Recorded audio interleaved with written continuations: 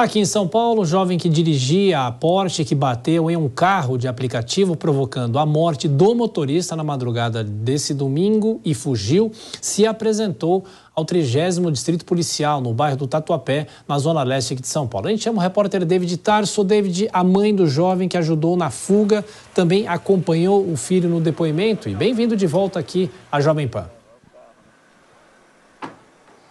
Oi, Thiago, muito boa noite a você, boa noite a todos. Pois é, prazer estar de volta aqui nas mais diferentes plataformas da Jovem Pan. Ainda há pouco, não tem nem 5 minutos, o empresário de apenas 24 anos, o Fernando Sastre Andrade Filho, ele saiu pela porta da frente aqui da delegacia no bairro Tatuapé, na zona leste da capital.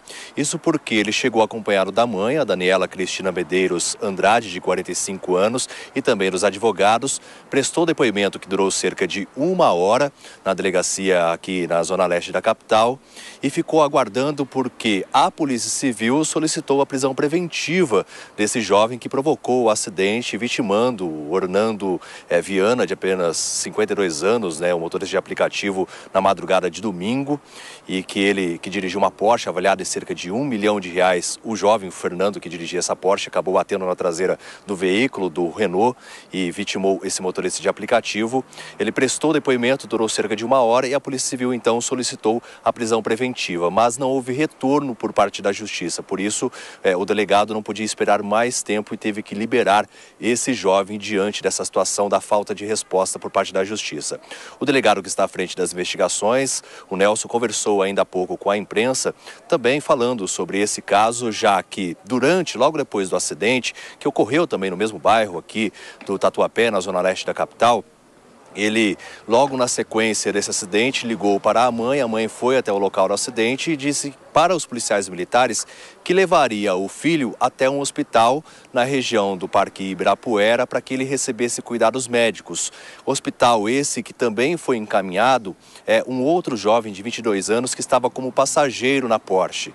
O jovem ainda continua hospitalizado, esse de 22 anos que estava como passageiro, e o filho então iria também para esse mesmo hospital. Mas os policiais militares, depois de entender a dinâmica desse acidente, foram até o hospital em que ela tinha indicado e lá não encontraram tanto ela quanto o jovem que provocou o acidente. Foram até a casa dele também, mas também não localizaram. E aí depois ele ficou desaparecido e só apareceu hoje na presença dos advogados e da mãe, que também mentiu para a polícia. E o delegado que está à frente das investigações disse por quais crimes ele deve responder. Vamos acompanhar.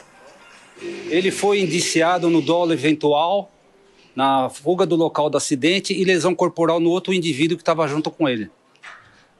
Estão sendo tomadas as devidas procedimentos, visando a prisão temporária do indivíduo. E vamos ver se nós estamos no aguardo esperando a decisão do juiz. Ele vai ser preso na prisão temporária em virtude do homicídio. Pois é, os delegados aqui da Polícia Civil não quiseram comentar sobre o procedimento da Polícia Militar, mas fato é que os policiais militares liberaram esse jovem logo depois do acidente para que a alegação da mãe dizendo que ele iria para o hospital receber cuidados médicos, e por isso eles não fizeram o teste de bafômetro para saber se de fato ele dirigia sob efeito de álcool. E claro que isso não é possível mais, porque já passou o período e não é possível mais fazer qualquer tipo de exame.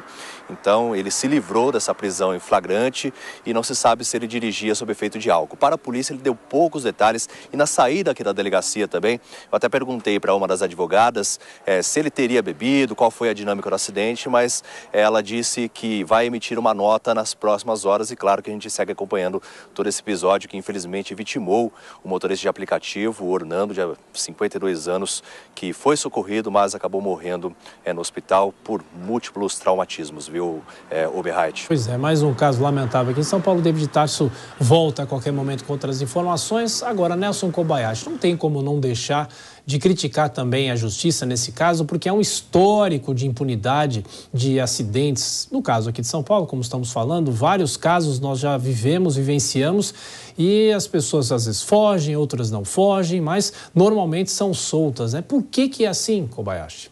Pois é.